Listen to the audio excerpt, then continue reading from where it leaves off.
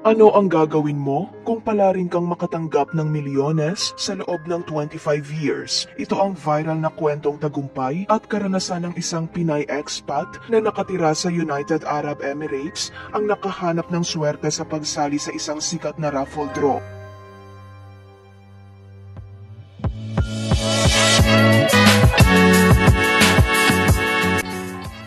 Maraming netizens ang napapasana all ngayon dahil nanalo lang naman ito ng 25,000 dirhams sa loob ng 25 years, kung saan ito ay tinatayang mahigit 387,000 pesos kada buwan o tumataginting na mahigit 4.6 million pesos kada taon.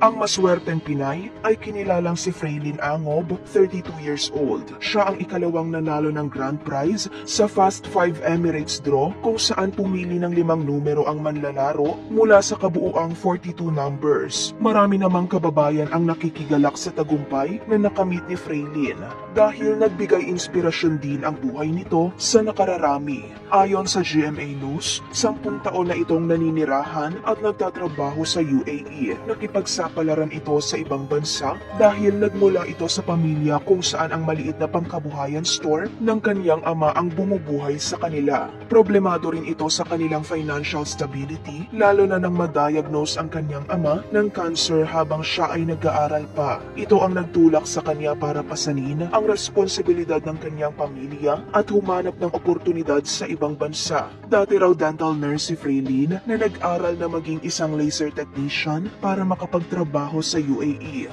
Dahil sa walang sapat na ipon, hindi rin umano na ituloy ang planong pagpapakasal nila ng kaniyang fiancé. Kaya labis-labis ang tuwa at pasasalamat nito ngayon sa napakalaking halaga ng pera na natanggap niya dahil secured na ang kaniyang pamilya sa loob ng 25 years. Samantala, umani naman ito ng mensahe mula sa ilang netizen.